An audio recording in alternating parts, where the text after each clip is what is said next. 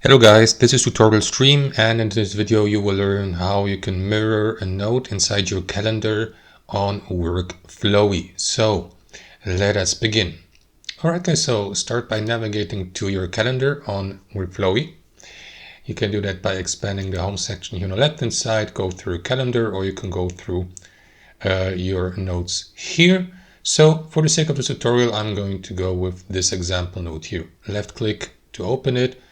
And then guys, what you need to do is click into these three lines next to the note title, and then go through that menu here and select mirror to, and then select the new location.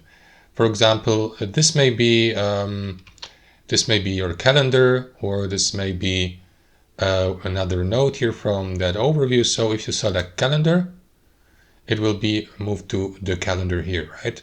But you can also do the following, guys. Again, click into these three dots next to the given note, navigate to mirror here, and click or choose the shortcut Alt-Shift-M, and that is going to copy the given or the mirrored note. And now you can paste it anywhere you like, and in any location here in your directory. And that's it, guys. Thanks for watching. Hope you enjoyed it, and until next time.